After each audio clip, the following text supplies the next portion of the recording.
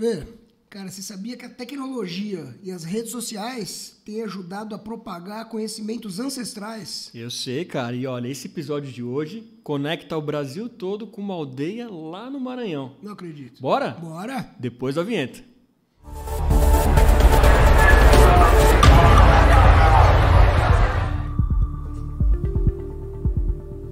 Pronto? Pronto. Sejam muito bem-vindos aqui a mais um episódio do nosso podcast, o Para e Ponto, né, Flavião? É isso aí. E aí, tudo pronto para hoje ou não? Tudo em paz. Vambora. Vamos, né? Mas antes de a gente começar aqui, mais um super papo, um papo super interessante hoje aqui com vocês. Eu quero pedir, se inscreva no canal, sim, acione o sininho da rede social, deixe o seu like, seu comentário. Isso vocês não têm ideia de quão importante é pra gente. Super importante. Né? Manter o canal vivo aqui, com esses super episódios todas as quartas-feiras, às 17 horas. Hoje a nossa conversa aqui é muito bacana, muito relevante. A gente tem visto, sobretudo nos últimos meses, aí, uma volta ao olhar, né, mais cuidadoso à população indígena. E para tratar desse assunto com a gente, eu trago ele que é criador de conteúdo, fotógrafo, enfim, um super representante da população indígena nas redes sociais, que é o Pepiacá Cricati. Pepiacá, seja muito bem-vindo aqui, ou nosso querido Pepe também, né, Pepe? Oi, muito obrigado pelo convite, eu agradeço muito pelo convite, por estar participando com vocês aqui. Muito mais se vocês procurarem pessoas como a gente para falar sobre nós, para vocês e para a comunidade que acompanha também.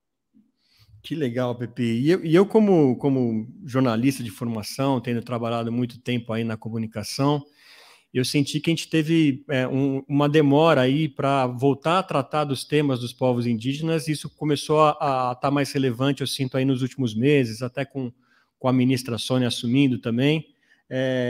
Como que você vê esse momento, né, da população indígena? É o momento de que vocês estão tendo mais espaço para discutir? O olhar, parece que do Brasil voltou a vocês. Me passa um pouco do sentimento que você tem. Sim, sim.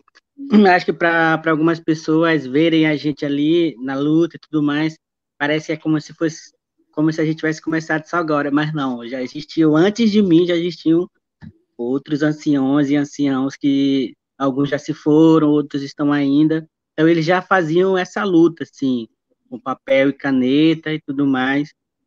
Aí chegou na nossa geração, assim, a galera que já mexe nas redes sociais, que já fez alguma oficina, algum curso de audiovisual na sua aldeia, e acabou pegando isso e transformando para as redes sociais, levando as informações tanto das aldeias como de movimento indígena, das manifestações que acontecem nos dias de hoje. Então, nosso papel como um fotógrafo, mas também comunicador das nossas redes de base, a gente vem acompanhando essa luta que foi repassada para a gente.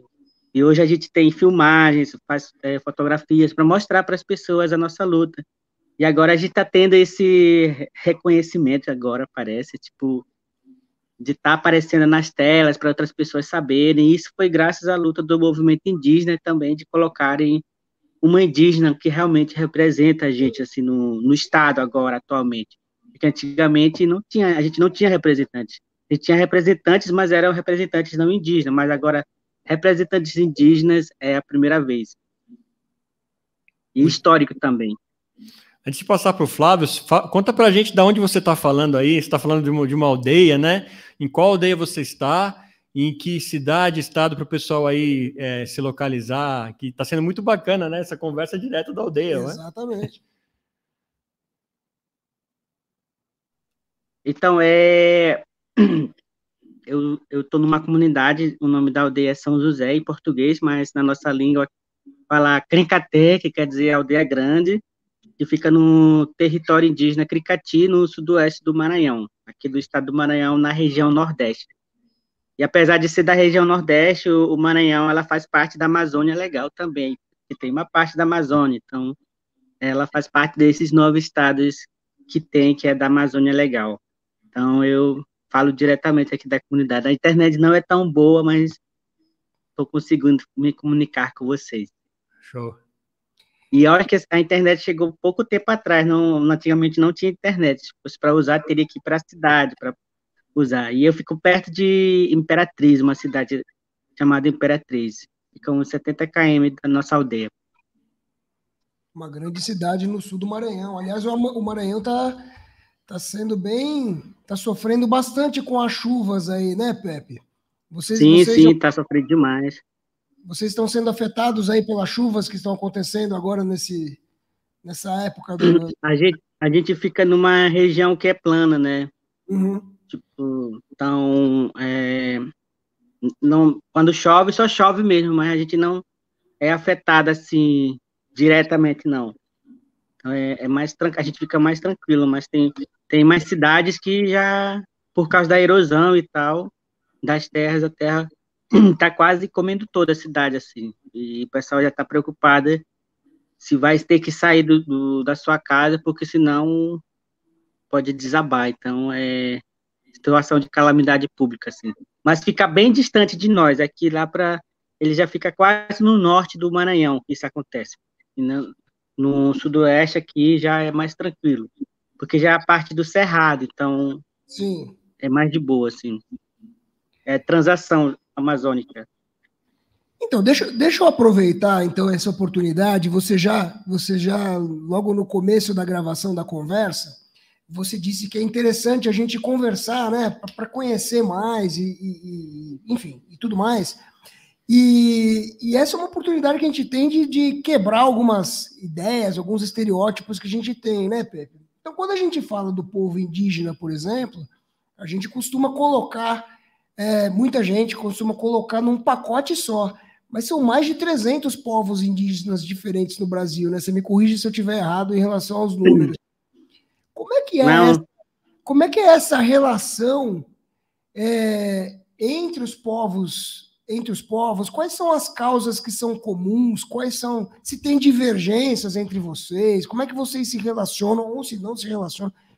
Explica pra gente como é que funciona isso entre os povos. Então, realmente são 305 povos indígenas. São vários povos com suas línguas e costumes diferentes. Então, o único jeito de a gente se comunicar com eles é através do português, que é a língua oficial aqui do Brasil.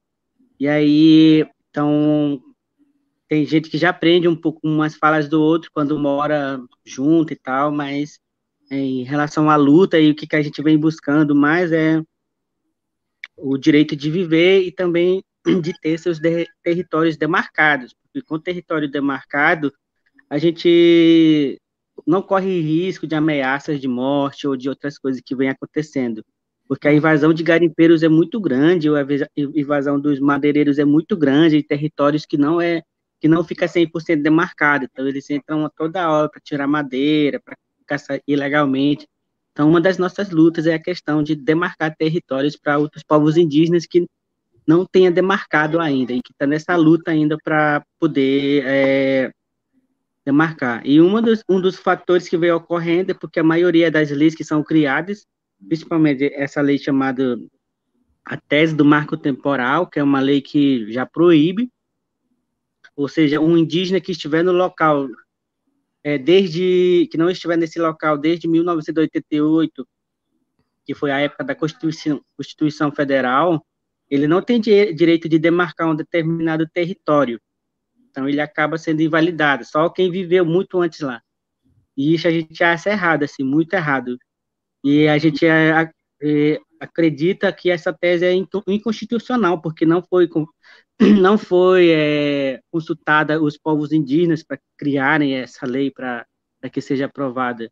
E as leis que foram criadas também na Constituição de 88 também não são respeitados, porque o próprio artigo lá do 232 e 234, parece, se não me engano, 231, eles lá fala que para você realizar uma atividade que seja do governo, primeiro você tem que consultar o povo lá se eles vão querer ou não. Se não aceitar, então não faz, mas se aceitar, faz. Então, isso eles não fazem, eles, tipo, se descobriram alguma coisa, eles vão direto para explorar uma determinada área, assim. Então, e a lei não ampara a gente em relação a isso, porque a própria Constituição, a lei da Constituição Federal fala que a gente só pode usufruir daquelas coisas externas, como aqui mesmo na nossa região tem buriti ou bacuri, são algumas plantas do cerrado. A gente pode usufruir dessas plantas, dessas frutas que tem. Agora, o que tiver embaixo, tiver ouro, essas coisas, já não pertence a nós, já pertence ao governo. Sim. Então, a nossa luta é para defender e não apoiar esse tipo de negócio, de agronegócio, de invasão de garimpeiro, para tentar legalizar. A gente não apoia, o movimento indígena em si não apoia esse tipo de trabalho nos territórios indígenas, porque não é legal para a gente e não é legal para a natureza, porque depois o que sofre com a consequência são os próprios indígenas que vivem lá, a própria natureza, a empresa vai tirar todos os seus materiais e vão embora, e o lugar lá fica desgastado. Então, a gente não aceita, a gente não quer, nunca aceitou isso. Assim. Então, a nossa luta pela proteção da nossa vida, questão da demarcação dos territórios e pelo direito de viver. Até hoje ainda é assim.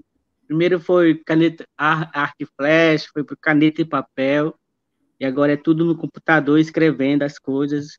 E as redes sociais nos ajudaram muito também de divulgar para que outras pessoas possam saber a nossa luta, porque antigamente eram só pessoas que iam nas aldeias que sabiam, ou jornalistas que iam lá, mas poucas pessoas sabiam, era só uma comunidade, determinada comunidade que sabia. Hoje não, hoje a gente tem algumas redes sociais que são bem grandes, principalmente Instagram e Twitter, que são muito usados pelas algumas organizações e que ajudam a gente a divulgar isso. Então, por causa disso, a gente está tendo essa visibilidade. Eu fico muito feliz com isso, de poder estar mostrando, através dos nossos trabalhos, como fotógrafos, como comunicadores e comunicadoras, o que está acontecendo hoje, nos dias de hoje, com nós, assim.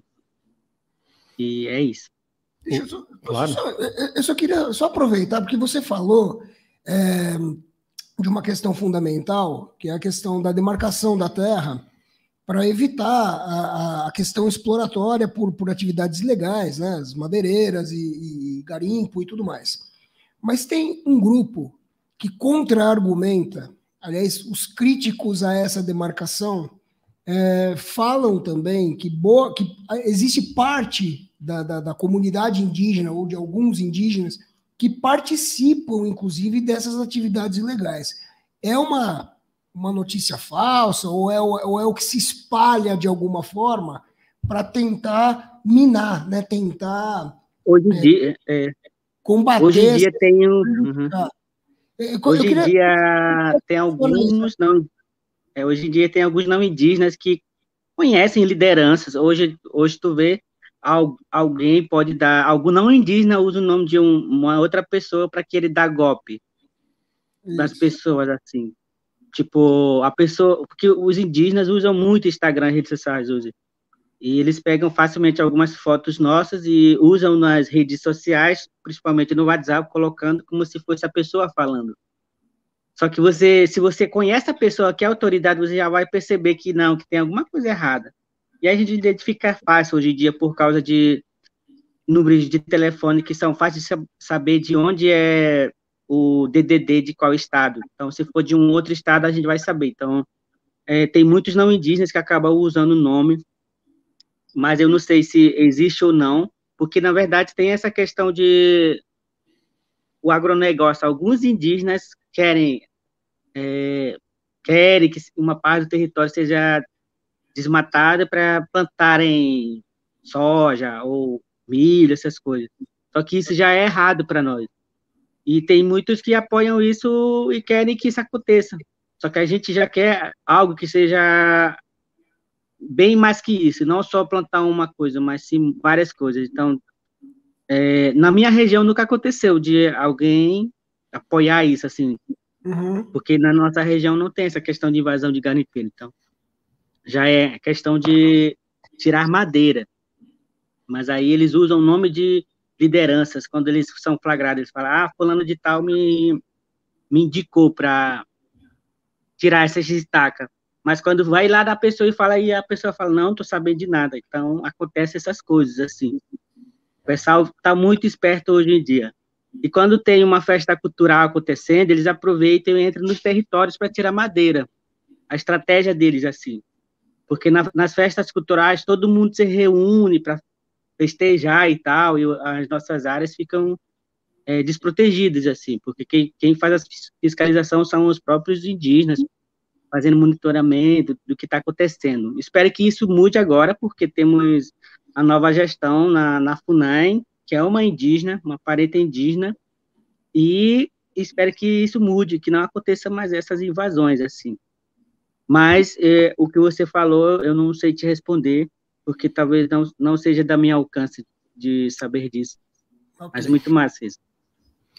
Mas, Pepi, a gente que está distante de vocês aí, conta para a gente como que se dá, né, esse tipo de abordagem, até de invasão, quando tem garimpo ou o pessoal querendo fazer agricultura aí.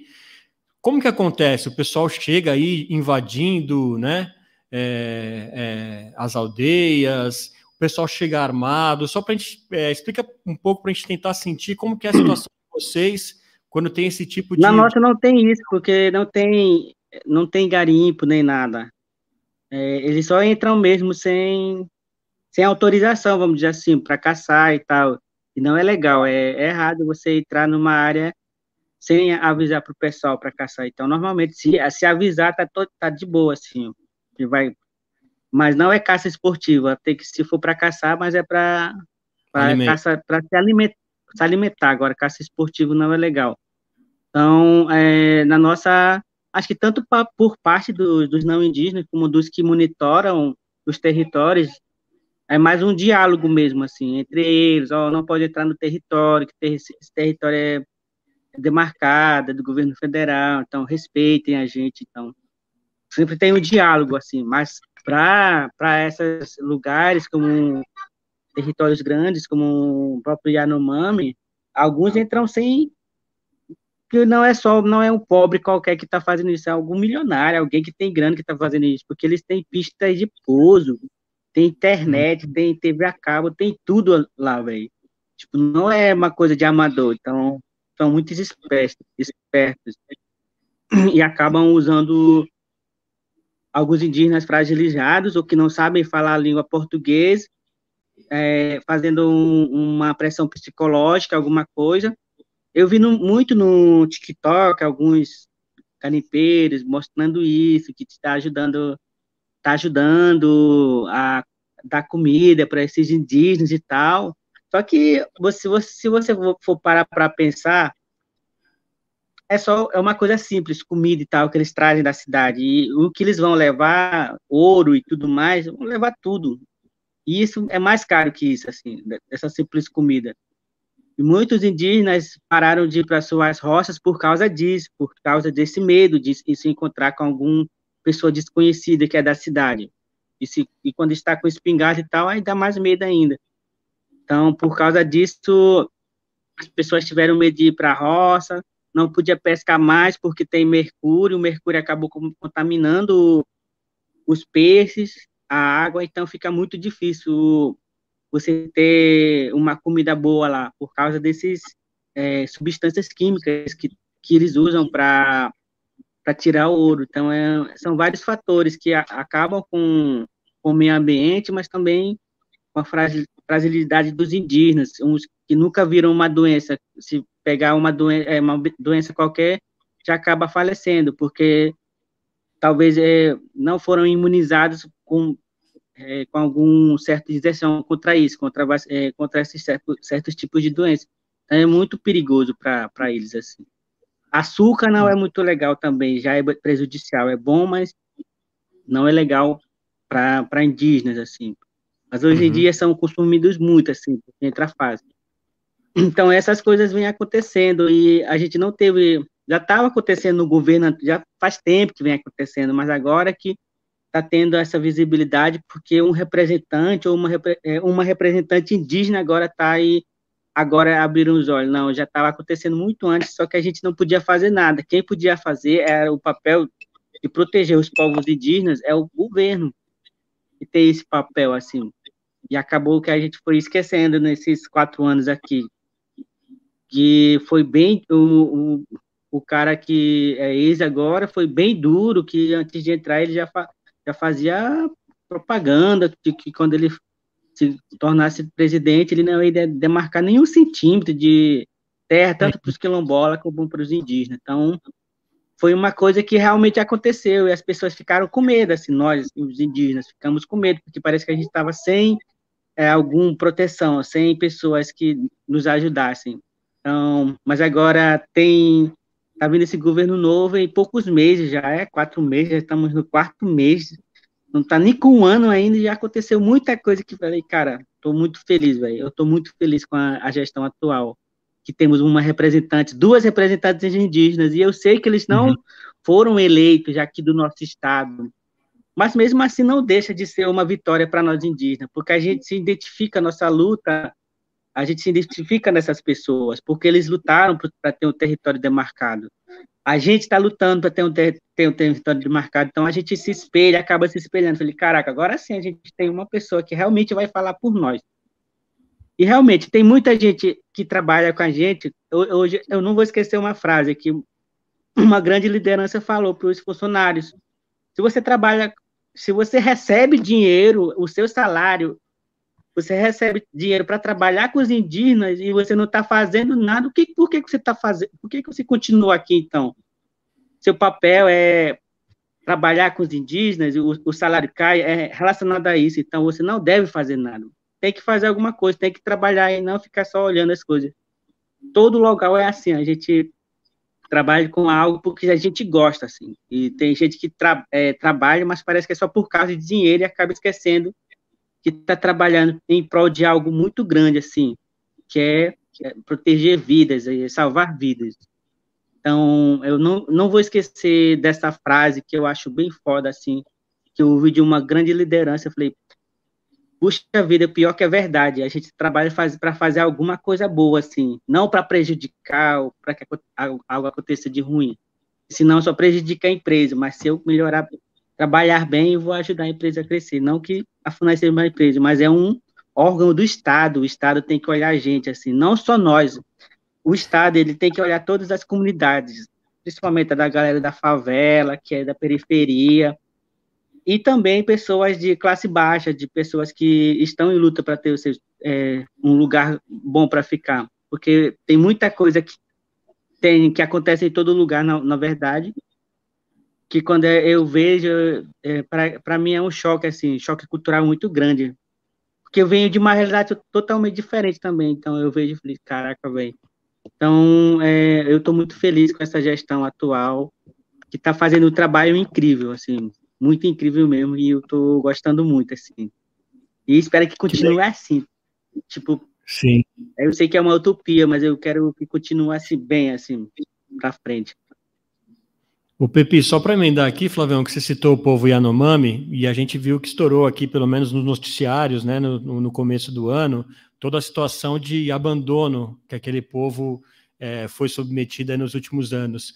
Vocês já sabiam que aquilo estava acontecendo, né, antes de chegar aqui para a população em massa, através do noticiário? E como que vocês reagiram, né, à época? Foi algum tipo de contribuição, de ajuda? Como que os povos se conversam nesse sentido quando acontece algo desse tipo?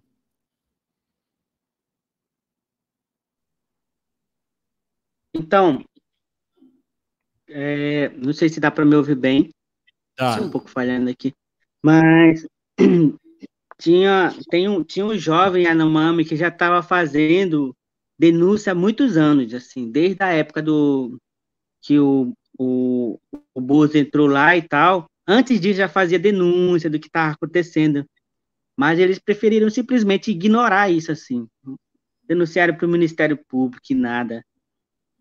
E só depois de muito tempo, agora, nesse ano, que estourou de verdade, porque a gente tinha pessoas que realmente se preocupavam com os indígenas, assim, porque, querendo ou não, apesar de serem de outro povo, a gente tem uma conexão muito grande, assim, pela luta, pelas coisas que aconteceram no passado.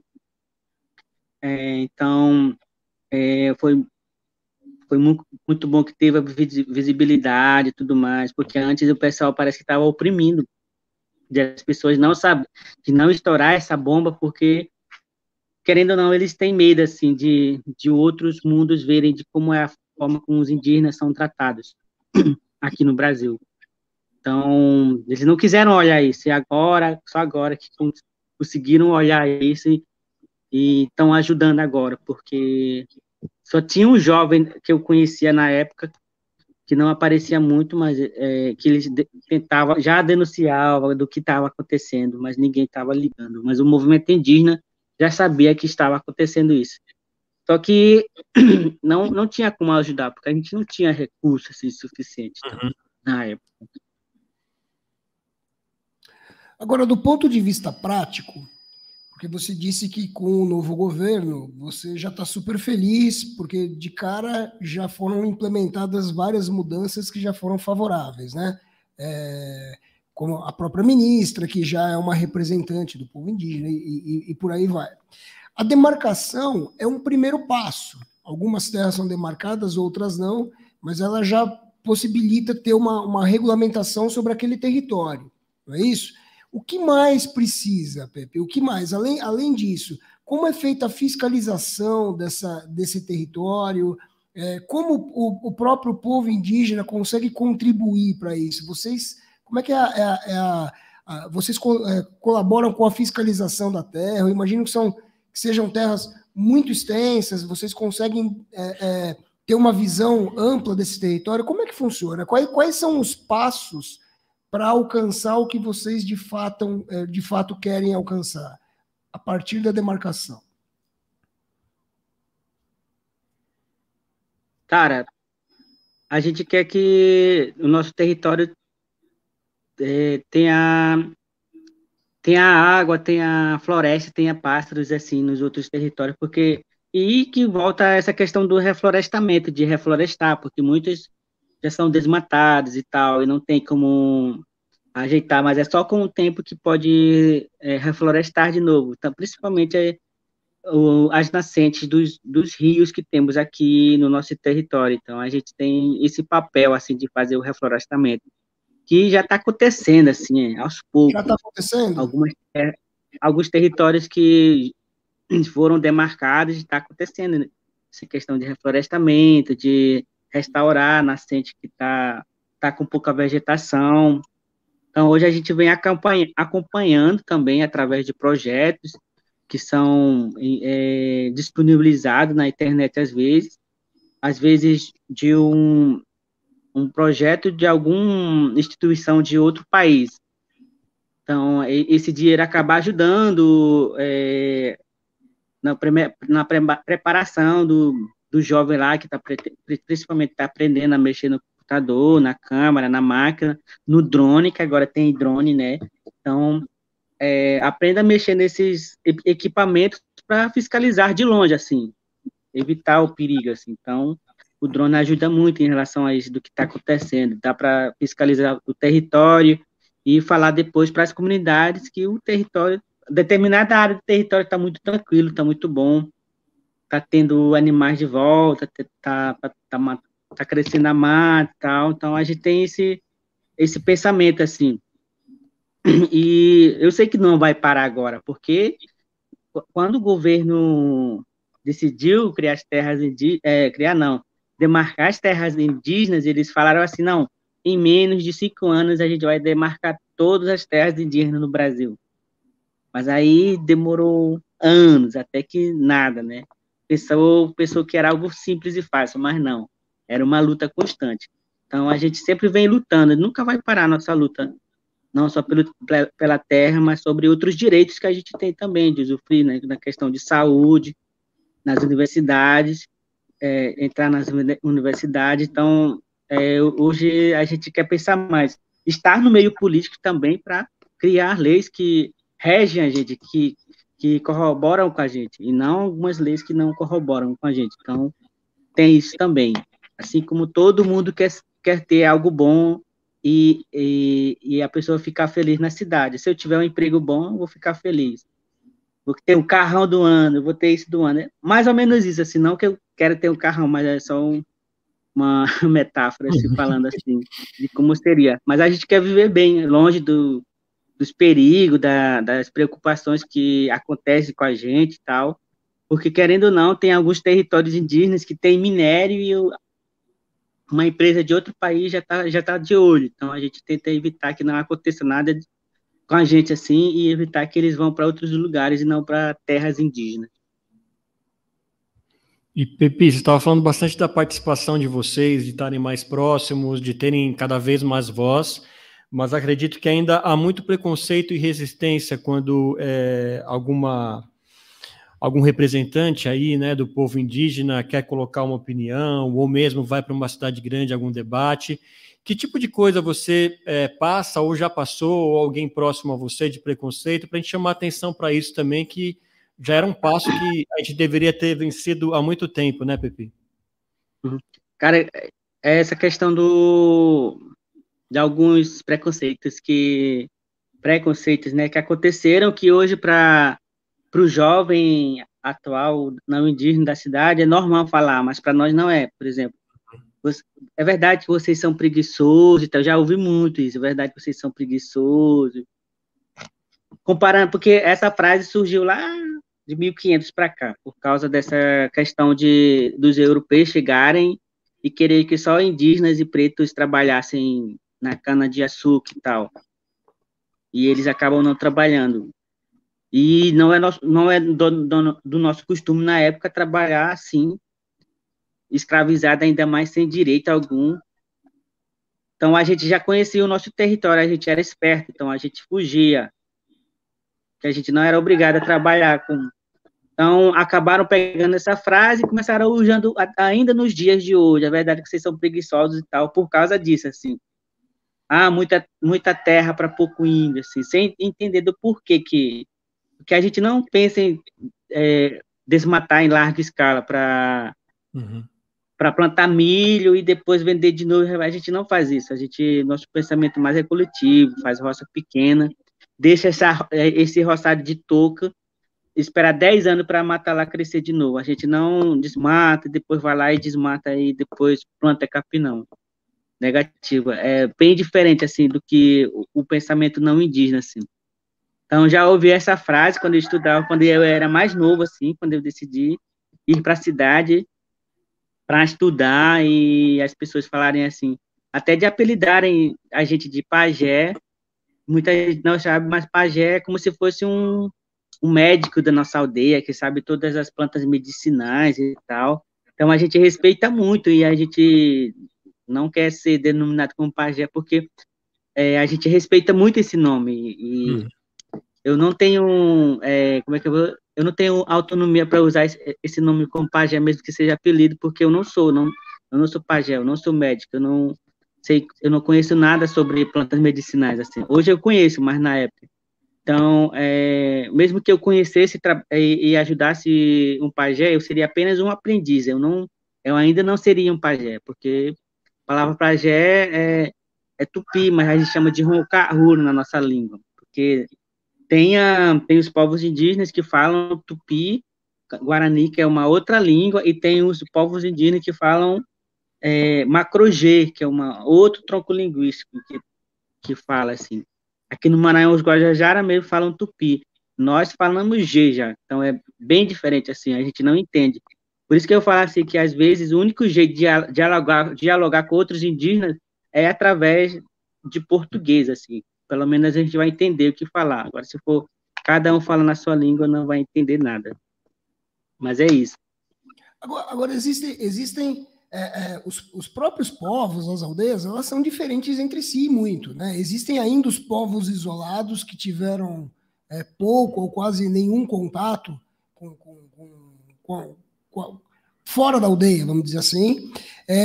Existem os povos que já tiveram algum contato, os outros que estão totalmente abertos, né? Como é que funciona isso na tua comunidade?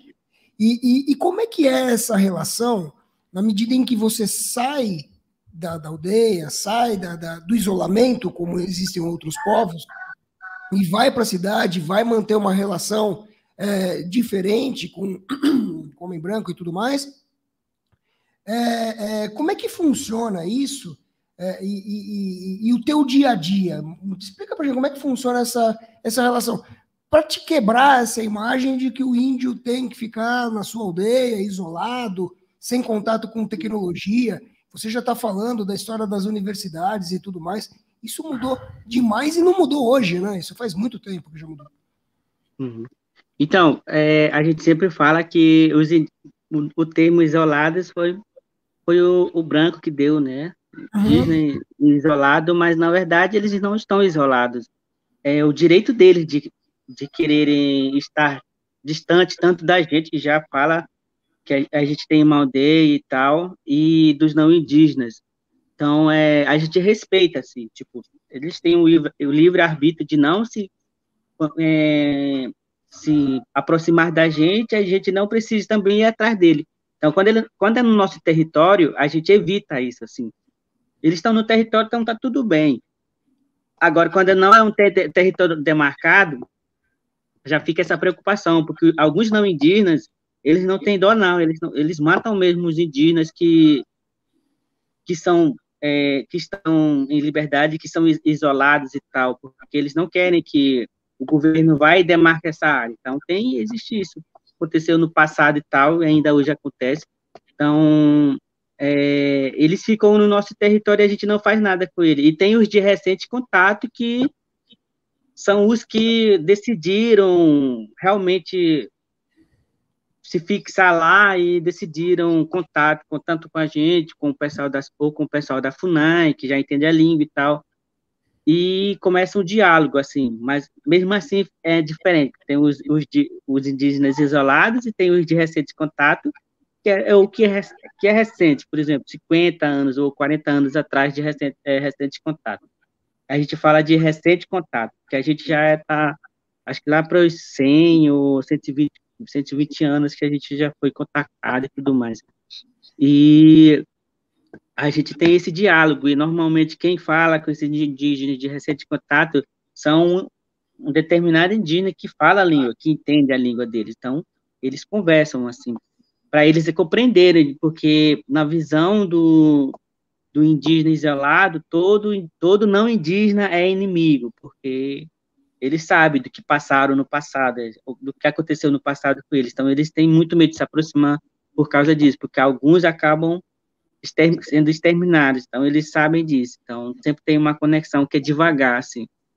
E eu já conhecia alguns parentes de recente contato que não sabiam falar português, mas eles foram aprendendo aos poucos, assim, tipo, a conversar com a gente que falava outra língua, então tinha que aprender a língua portuguesa para poder se comunicar. E eu fico muito feliz que a gente tem pessoas que monitoram os indígenas isolados, que estão em livre-arbítrio de ficar no território, então a gente monitora de longe, assim, não se aproximando, mas só observando para depois contactar para as pessoas, para não mexerem em uma determinada área, porque lá existem indígenas lá, assim, que não querem se aproximar, eles querem distância, então a gente respeita isso também.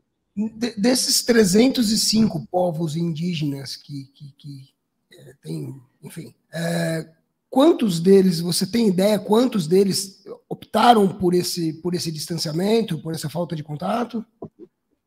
Não, eu não sei, são muitos. São muitos? Porque são muitos. Principalmente para a região amazônica, para lá tem muitos, assim, indígenas, assim, de recente contato, de forma isolada, que fica e tal, e hoje tem próprios indígenas que acompanham, assim, com seus guardiões, tem chamado guardiões da floresta, ou os fiscalizadores, eles acompanham de longe o movimento dos indígenas e tal, além de monitorar para que não aconteça invasão, assim, de garimpeiros ou de madeireiros, que é o que a gente evita também. Agora, Pepe, conta pra gente como que você sentiu esse chamado aí de começar a repercutir essas coisas nas redes sociais. Fala um pouquinho da sua paixão por fotografia, como que isso foi desabrochando na sua vida e você entendeu que você, a partir disso, podia contribuir aí para o movimento indígena? Tinha um fotógrafo que chegou aqui na minha aldeia muito tempo atrás, e ele estava com uma câmera Polaroid, eu acho, que tira foto e aparece a imagem ao mesmo tempo. Uhum. Então, ele tirou minha foto uma vez, eu fiquei encantado, assim, não me lembro desse fotógrafo e tal, mas mostrou, falei, caraca. Aí eu falei assim, cara, um dia eu quero tirar foto, mas a minha cabeça era só tirar foto das festas culturais da minha aldeia e tal, ou das minhas fotos. E aí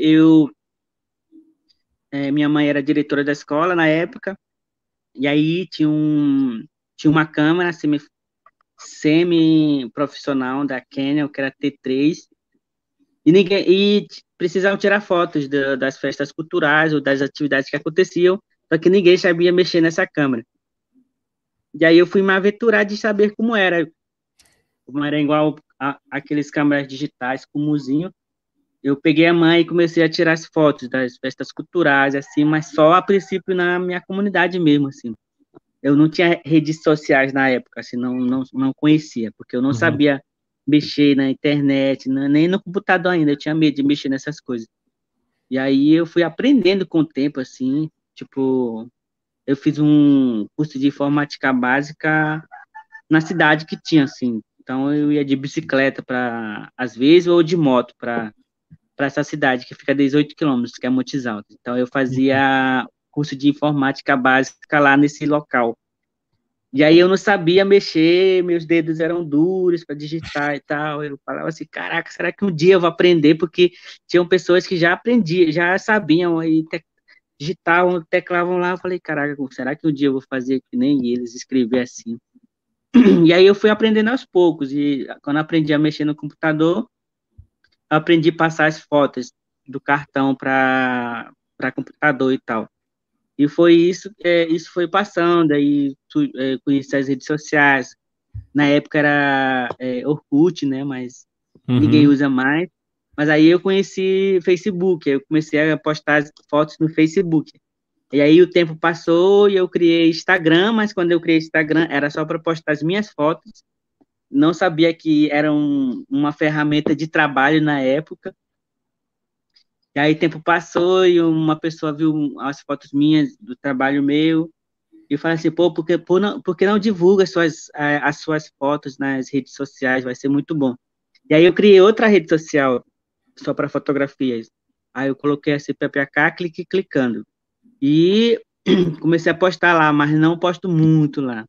E aí eu tinha outra rede pessoal, que é o meu perfil, e eu comecei a postar e depois disso, opa, saiu aqui a tela. E depois disso uhum, e depois disso eu comecei por causa desses trabalhos que eu fazia na aldeia, o pessoal começou a me chamar para acompanhar e tirar foto nos territórios indígenas, a fiscalização, chegar no local, tirar foto das estacas que foram tiradas e tal. E aí, nessa época, eu aprendi a mexer no GPS também, então, tirava as coordenadas e depois a gente mandava para a FUNAI, na época, para eles olharem no mapa lá onde foi e tal. Então, eu comecei a acompanhar, fazendo esses trabalhos voluntários ainda, assim, tipo, a gente não recebe para fazer esses trabalhos, só quando tem o dinheirinho ou quando tem o projeto, então, a gente recebe. Mas na minha época, o trabalho que eu fazia era voluntário, mas também eu gostava muito, assim, de fotografar, de ir nos territórios, tirar coordenadas, era uma coisa que eu estava aprendendo, então eu gostava muito de fazer, então eu fiz isso a minha vida toda, até que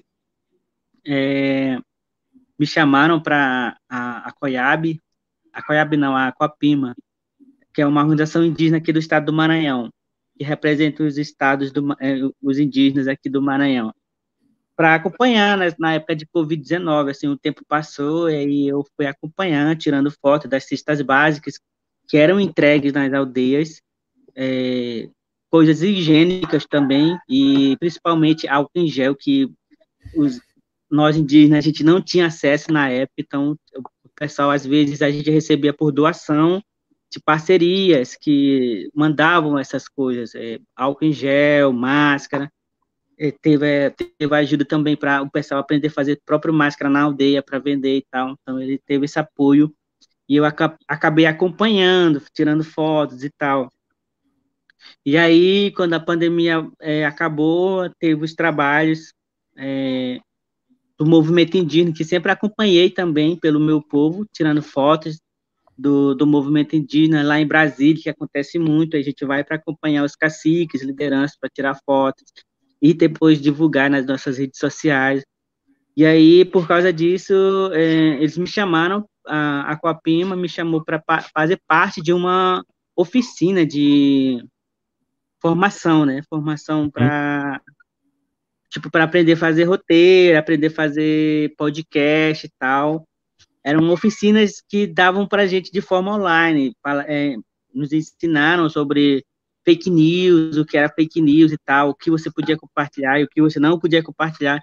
Então, eu tive esse aprendizado básico nas aulas online que teve com outros indígenas de outros estados da Amazônia brasileira, que estavam participando, e que tempos depois a gente se conheceu pessoalmente em Brasília. Então, foi uma coisa bem grande, e por causa disso eu acabei me inscrevendo em alguns editais que surgiram para criadores de conteúdo, como a Amazônia de Pé, que recentemente eu participei e que eu saí por causa dos meus trabalhos. Eu era comunicador e eu não sabia. Eu sempre fui comunicador e não sabia. Eu também considerava fotógrafo e tal, mas aí falei, não, você é comunicador, porque você comunica o que acontece tanto na sua aldeia como fora da aldeia.